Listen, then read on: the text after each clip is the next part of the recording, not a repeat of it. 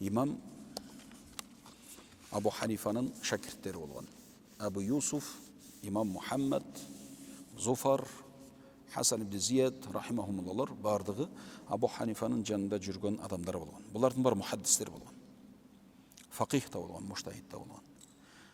Эми азыр мен сізге жана имам Маликтин Муатта деген кітабы бар деп едік пе, хадис бабында да, фиқ бабында да. Ушул китепти имам Абу Ханифаның шакирти имам Мухаммад имам Маликтен барып үйреніп жаттап ошол китебин алып риваят кылат. Абу Ханифаның шакирти имам Маликтин да шакирти болот. Имам Маликтен да хадисти дагы үйрөнүп ошондой кылган имам Мухаммад деген Абу Ханифаның шакирти бар. Жаттап эстеп калыңыз. Абу Ханифа имам Азамдын шакирти имам Мухаммад. Пайгамбарыбыздын атында аты. Имам Мухаммад ибн Хасан Шейбани. Шул имам Мухаммад имам Маликтен барып жана Муатта китебин үйрөнүп алат да. Ошондо дагы жанагы жалаң гана хадис менен алек болгондор мухаддистер бу имам Мухаммадтын Абу Ханифаны эле жамандаганда имам Мухаммадты да ошентип булар эми өзүнүн райын, иштихадын, Куран менен хадиске болгон түшүнүгүн, маңызын алып чыккандыгы үчүн булар жаман көрөт да. Жөн эле хадисте айтып койгон сырткы мааниси башка, бирок ал хадисти тереңдеп түшүнүп, анан ичинен түбүнөн жанагындай бир өкүмдөрдү, маанилерди, маңыз, мазмунду сууруп чыгыш бул жөнөкөй эле мухаддистердин колунан келбейт. Ошондой окуянын бири имам Азамдын шакирти имам Мухаммадтын заманында. روى الحافظ الخطيب البغدادي في تاريخ بغداد. حافظ خطيب البغدادي деген бар. Аны ушу кишинин тариху Багдад деген канча томдук 30 томго китеби бар жакын. Багдадтын тарихын айтып, аерде Багдадта өткөн алым уламаларды айтат. Бүтүн изилдеп көргөн адам. Анан ушу киши айтат, في ترجمة عيسى بن أبان المحدث الفقيه. Şu Bağdat'tan bolğon Kufa, Bağdat, Basra bardığını ошол жактар алып, илимин алып чогултуп жүргөн, хадистерин барын топтоп жүргөн İsa ibn Aban деген болгон. İsa Aban'dын баласы. İsa ibn Aban. Бул киши мухаддис да болгон, фақих да болгон. Башында şu хадис алып үйрөнүп топтоп жаттап жүргөн кезинде анын жанында бир Мухаммад ибн Самаа деген шерики болот. Мухаммад ибн Самаа. Анын İsa ibn Aban бул мухаддис болот. Негизи өзү бул Ханафи мазхабындагы имам Мухаммадтын Абу Ханифанын шакирти, имам Мухаммадтын шакирттеринен болот да. İsa ibn Aban деген Ханафи мазхабындагы мыкты мухаддис фақихтардан. Анан ушул İsa ibn Aban биринчи мухаддис болуп жүргөн да, хадис илиминде мыкты хадис топтоп жүргөн, ушинтип мечитке келет экен, жана жанындагы шерихи Мухаммад ибн Самаа экөө мечитке келип калат. Анан бул Мухаммад ибн Самаа айтат экен. ومحمد بن سماعة قال كان عيسى بن أبان يصلي معنا. Bu İsa ibn Aban деген muhaddis biz menen çok namaz okuyup жүрөт meçitte, bir meçitke geletken de. وكنت أدعوه أن يأتي مجلس محمد بن حسن. Men dayman çakıratılım. Bunu Muhammed ibn Hasan'dın meclisine gelsen oturuşuna savagı var. Könügö bağımdattan giyin cumasına bir jolo şondoy kılıp oturuş kılışken.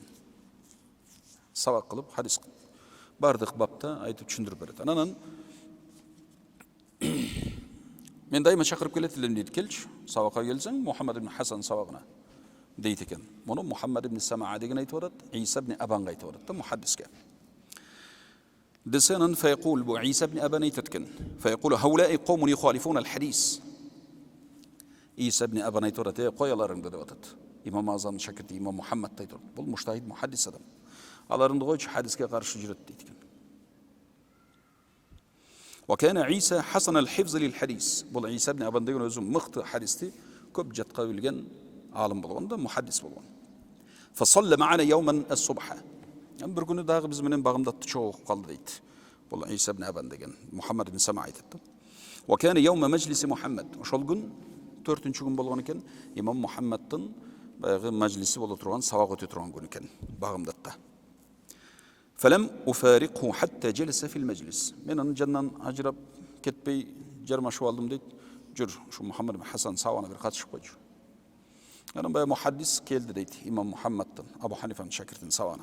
فلما فرغ محمد رحمه الله من المجلس أدنيته إليه وقلت إمام محمد سواق بتكون من جاكم بارندغان أيتم ديت هذا ابن أخيك أبان ابن صدقة الكاتب منغو إيسا ديген بزن برادر برتوغانوس senin buraların abandın balası buldu aytdı deydi.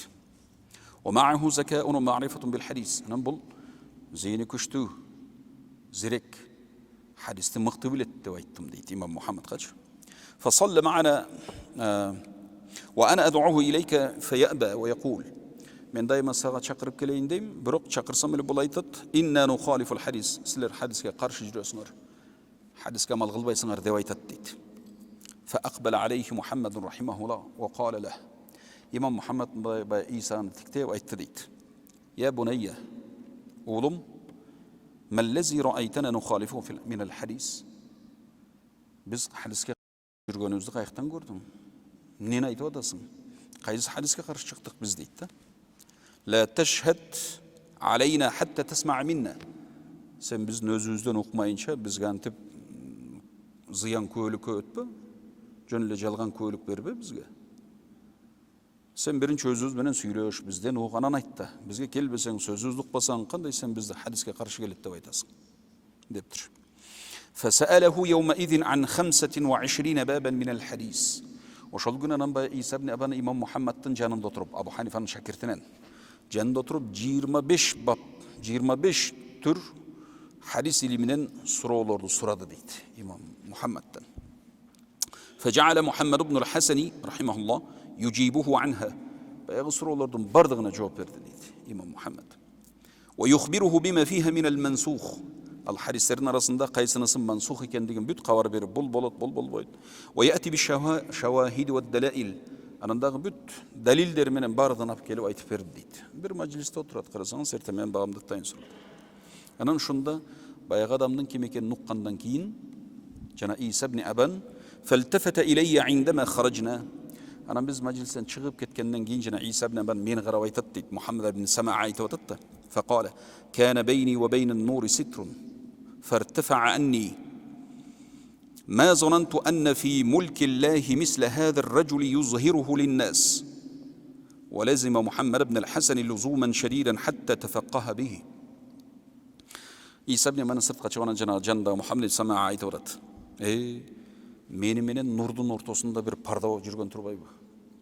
менин көзүмдү парда тосуп жүрүптүр да мына азыр ошол парда көтөрүлүп кетти мына эми ачылды дептир мен бу Алланын мүлкүндө бу жер бетинде буга окшогон адамдар бар экенин элдин арасында билбейт элем дептир карасаң ошол жерде чогуу эле жүргөн бир шаарда эле угуп эле жүргөн бирок жанагындай сөз менен жаманатты кылып сыртынан келбей укпай булар эми каршы hadisке karşı деп укпай келбей жүргөн да бүгүн мына бизде билинбестен улам ар жерде бекинип кыскача тар чөйрөдө сабактарды өтүп биздин Кыргызстанда алымдар жок биздегилер hadisти билбейт анан булардын баары сахih hadisти карманбайт Куран менен сүннөт менен жүрбөйт дегендер ушинтип уурданып сабактар болуп сайттар ачылып группалар түзүлүп ушундай маалыматтар таркатып атат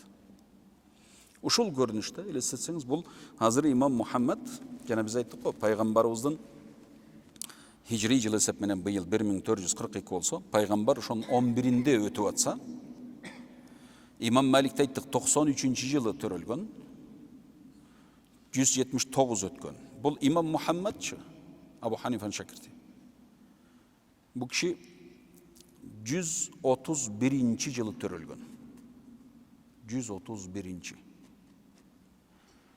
анан өткөн жылы болсо 189 имам Маликтен кийин 10 жылдан кийин ошол учурда өткөн адам ушулардын заманында ушул көрүнүш болгон бүгүн дагы ушул көрүнүш болуп атат бизде азыр дагы деле ошентип бурч-бурчка барып анан кийин булар бизде алым деген жок анан билбейт хадисти субханалла ошондой баягы туураны туура эмес кылып көрсөткөн бекинип алып жатып алып көп нерсени ушинтип аздан былгытып ар нерсени айткандар көбөйүп атат этият болуңуздар mazhabты жамандаған адамды эле сразу биле бериңиз ким экендигин.